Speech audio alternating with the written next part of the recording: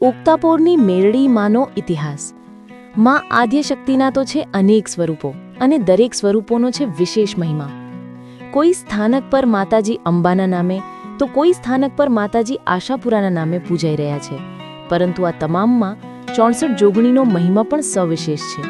ત્યારે આવી જ એક જોગણીની વાત આપણે કરવી છે અને તેનું નામ છે માતા મેલડી। શું આપ જાણો છો શ્રી મેલડી માતાજી ઉત્પત્તિની પૂર્વકથા અને તેનું મહત્વ? જો ન જાણતા હો તો આજે જાણી લો। અમે આજે જણાવી રહ્યા છીએ માતા મેલડીની ઉત્પત્તિની પૂર્વકથા।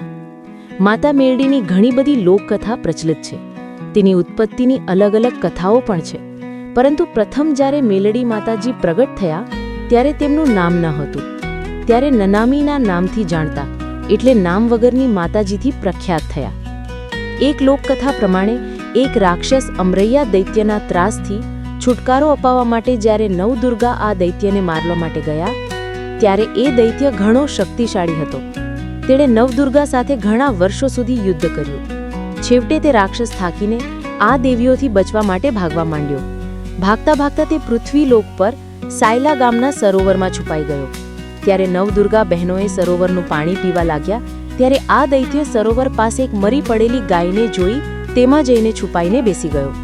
ત્યારે છેવટે નવદુર્ગાએ ભેગા મળીને આ અમરૈયા દૈત્યને મારવા માટે એક યુક્તિ વિચારીને એક શક્તિ રૂપે દેવીને પ્રગટ કરવાનું વિચાર્યું। જો તમે પણ ઉગતાપોરની મેલડી માને માનતા હો તો ફોલો અને લાઇક શેર જરૂર કરજો।